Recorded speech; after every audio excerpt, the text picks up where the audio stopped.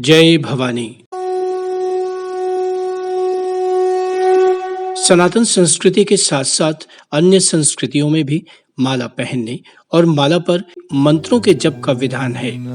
अक्सर ऐसा होता है कि हम माला जप तो करते हैं, लेकिन मंत्रों की सिद्धि या जिस कार्य के लिए जप कर रहे हैं उसमें सफलता नहीं मिलती है। प्रत्येक साधना में माला आवश्यक होती है। आज के इस वीडियो में माला से संबंधित संपूर्ण जानकारी वैज्ञानिक विश्लेषण के साथ आप तक पहुंचाने का हमारा प्रयास है। सर्वप्रथम हमें माला का चयन करना चाहिए। आशय यह कि यदि भगवान शंकर के मंत्रों का जप करना है तब रुद्राक्ष की, श्री राम, भगवान विष्णु, भगवान कृष्ण से संबंधित जप के लिए तुलसी की माला, वहीं माँ सरस्वती के मंत्र जप हेतु स्फटिक माला, माँ पीताम्बरा के लिए हल्दी की माला, माँ लक्ष्मी के लिए कमलगट्टे की और माँ दुर्गा के लिए रक्त चंदन यानी कि लाल चंदन या रुद्राक्ष की माला का प्रयोग करना चाहिए। वहीं नवग्रहों के लिए संबंधित रत्न यथा चंद्रमा के लिए मोती माला, सूर्य के लिए माणिक या लाल, लालड़ी आदि की, गुरु के लिए सुनहला, बुध के लिए ओनिक्स की, मंगल के लिए मूंगा, शनि के लिए जमुनिया बैगनी, केतु के लिए लहसुनिया या फिरोजा और राहु के लिए गोमेद, साथ ही साथ शुक्र ग्रह के लिए स्फटिक की माला पर जप करना चाहिए। माला लेने के बाद माला का संस्कार यानी प्राण प्रतिष्ठा किसी धार्मिक विद्वान से अवश्य करा लेना चाहिए, अन्यथा माला का जप और धारण लाभ की जगह हानि पहुंचा सकता है। माला संस्कार के बाद उस जगह का चयन भी आवश्यक है जहां आप अनुष्ठान करेंगे। यदि घर में जप करना है तो ईशान अर्थात पूर्व उत्तर दिशा का चयन करें। इसके अतिरिक्त मारण, मोहन, उच्चाटन, स्तंभन, वशीकरण, आकर्षण आदि क्रियाओं के लिए दिशा का सही चयन आवश्यक है, वरना सिद्धि में संदेह रहता है। विभिन्न क्रियाओं के लिए दिशा चयन हेतु पूर्ण मार्गदर्शन अन्य वीडियो में हम आपको देंगे। और अब बात करें जप स्थान की। घर में जप करने से 1 गुना, गौशाला में 100 गुना, पवित्र वन या बगीचे में या तीर्थ में 1000 गुना, पर्वत के शिखर पर 10,000 गुना, नदी तट पर 1,00,000 गुना, देवालय में करोड़ गुना, भगवान शिव और शिवलिंग के पास बैठकर जप करने से अनंत गुना अक्षय फल प्राप्त होता है। जप से पूर्व ही मंत्र चयन गुरु के माध्यम से एवं संख्या का निर्धारण होना चाहिए। अगर आप पहले दिन 1 माला जपते हैं तो निरंतर कार्य समाप्ति तक 1 माला ही प्रतिदिन जपें, कम या अधिक न करें। स्वास्थ्य की कुछ स्थितियों में यदि क्रम टूट जाए तो 2 गुना माला जप करना चाहिए, यथा 1 दिन छूटे तो अगले दिन 2 दिन छूटे तो अगले दिन 4 आदि क्रम में माला जप करना चाहिए। यदि घर में सूतक पातक हो तो माला का जप वर्जित है। जप करते समय हिलना, ऊँघना, बोलना, नींद में जाना और माला का हाथ से गिरना निषिद्ध है, अर्थात ऐसा नहीं होना चाहिए। यदि बोलना पड़ जाए तो हरिओम तत्सत बोलकर पुनः जप करें। अगर माला गिर जाए तो 108 बार जप करें और यदि पैर पर गिर जाए तब माला को गंगा जल से धोकर जप करें। जप करते समय माला को गोमुखी में रखकर या कपड़े से ढककर ही जप करना चाहिए। ढकने वाला वस्त्र गीला न हो। यदि गीला हो तो उसे हवा में 7 बार फटक देने से उसे सूखा मानना चाहिए। खुले जप का फल ऊपरी शक्तियां हर लेती हैं। माला जप करते समय सुमेरु का उल्लंघन नहीं करना चाहिए। हमारे कुछ नवीन दर्शक श्रोता सुमेरु से हो सकता है परिचित न हो, तब उनकी जानकारी के लिए बता दूं कि जो माला के निचले हिस्से में एक दाना कई धागों के साथ लटकता है उसे सुमेरु कहते हैं। सुमेरु यानी पर्वत। सनातन संस्कृति में पर्वत की परिक्रमा का विधान है, लेकिन उसके उल्लंघन यानी कूदने का विधान नहीं है। ठीक उसी प्रकार माला के सुमेरु का उल्लंघन नहीं करना चाहिए, वरन अपनी उंगली से माला को घुमाकर पुनः जप यदि आवश्यक हो तब करना चाहिए। जप में तर्जनी यानी इंडेक्स फिंगर का प्रयोग नहीं करना चाहिए। जप 3 प्रकार का होता है, वाचिक, उपांशु और मानसिक। वाचिक जप धीरे धीरे बोलकर, जबकि उपांशु जप इस प्रकार किया जाता है कि दूसरा व्यक्ति सुन न सके। वहीं मानसिक जप में जीभ और ओष्ठ यानी कि होठ नहीं हिलते।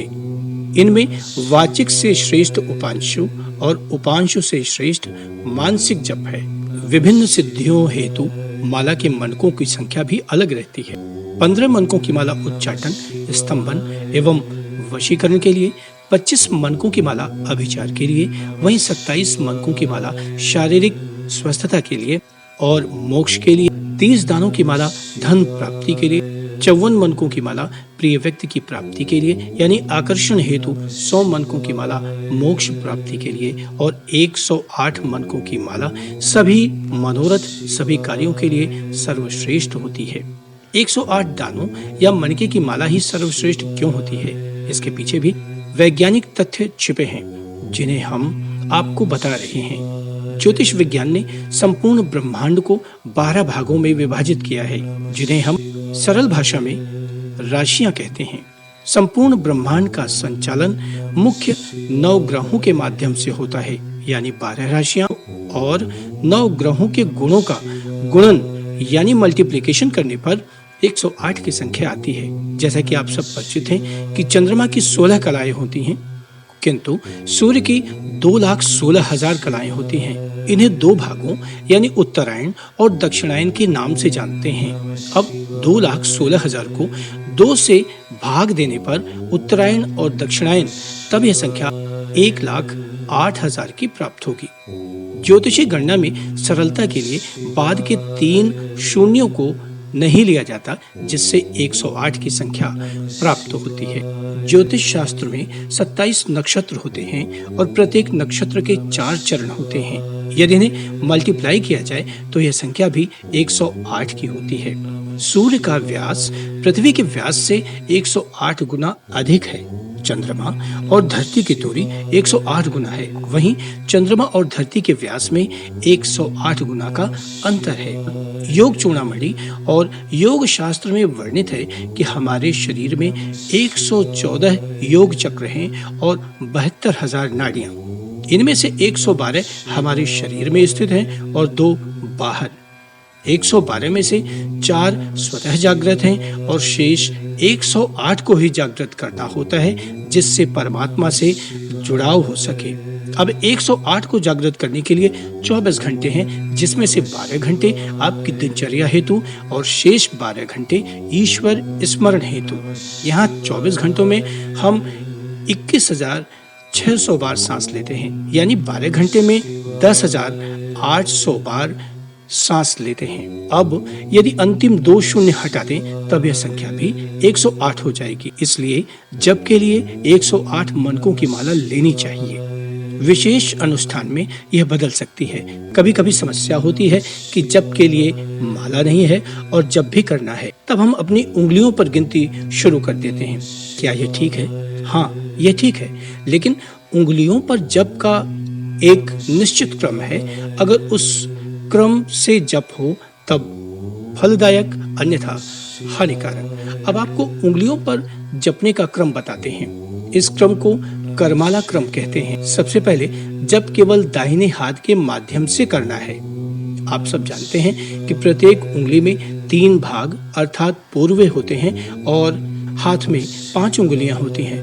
अंगूठे से गिनती करेंगे और जिस पूर्वे पर पहुंचेंगे वह 1 दाना या 1 मन का माना जाएगा। गायत्री कल्प के अनुसार 108 के लिए गिनती इस प्रकार करेंगे।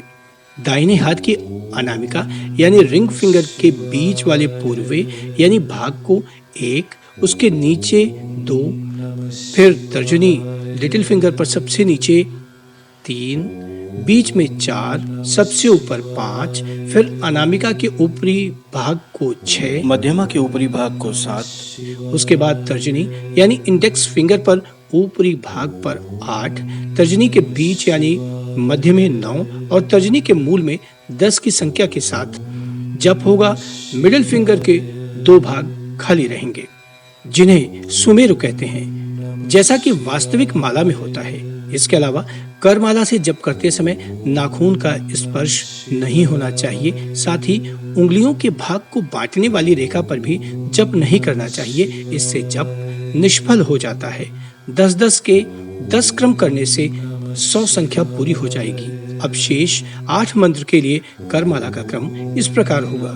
जिस उंगली से आपने जप शुरू किया था यानी अनामिका से, अब उसी के सबसे निचले हिस्से पर 1, फिर कनिष्ठिका पर 2, 3, 4, अनामिका के शीर्ष पर 5, मध्यमा के शीर्ष पर 6, तर्जनी के टॉप यानी शीर्ष पर 7 और बीच वाले भाग पर 8। इस प्रकार कुल 108 मंत्रों का जप करमाला पर करना चाहिए। करमाला जाप से 1000 गुना फल प्राप्त होता है।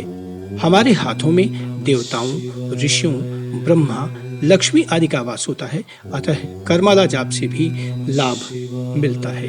यहाँ पर आपको एक समस्या हो सकती है कि जब आप 10-10 के क्रम से 100 बार जप कर रहे हो तब आप पिछले क्रम को भूल जाएं। इससे बचने के लिए आपको चाहिए कि 10 की संख्या के लिए लाख, कुश, सिंदूर और सूखे गोबर की गोलियां बना लें। जप की गणना चंदन, अक्षत, पुष्प, बाएं हाथ के पोर और मिट्टी से न करें। सूखे मेवे, काजू, बादाम, किशमिश आदि का प्रयोग किया जा सकता है, जिसका कार्य पूर्ण होने के बाद नदी में विसर्जन किया जाना चाहिए।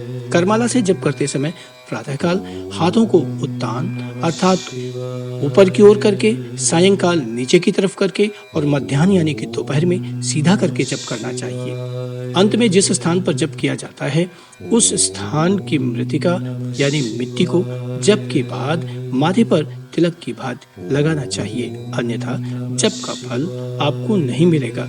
इस दशा में इंद्र जप के फल का हरण कर लेते हैं। सर्वश्रेष्ठ माला रुद्राक्ष की होती है। चलते चलते एक बार आपको और बता दूं कि प्रत्येक दाना दूसरे दाने से अलग होना चाहिए, यानी कि प्रत्येक मनके के बाद अगले मनके को माला में गांठ के बाद ही जोड़ा जाए। और यदि आप माला पहन रहे हैं तो माला पहनने के बाद खूंटी में मत टांगे या किसी कीली पर मत टांगे, उसको हमेशा गोमुखी में रखें। गले में माला जो धारण की जाती है वो नाभि के नीचे नहीं जानी चाहिए। जप करते समय भी माला नाभि के नीचे नहीं होनी चाहिए। सबसे खास बात, दाना समान हो, यानी न मोटी हो, न पतली हो, न छोटी हो। माला हमेशा एक सार होनी चाहिए और माला व्यक्तिगत होनी चाहिए, यानी आप किसी दूसरे की माला से जप न करें। और सबसे बड़ी भारी बात कि संकल्प के साथ ही आप जप करें, अन्यथा आपका जप विश्व कल्याण में चला जाएगा। आशा है माला और करमाला के संबंध में दी गई जानकारी से आप संतुष्ट होंगे। अगर आपको धार्मिक, आध्यात्मिक, पूजन पाठ में कोई समस्या है तब आप दिए गए व्हाट्सएप नंबर पर संपर्क कर सकते हैं। हमें स्नेह देने के लिए लाइक, सब्सक्राइब और शेयर करना न भूलें। जय भवानी।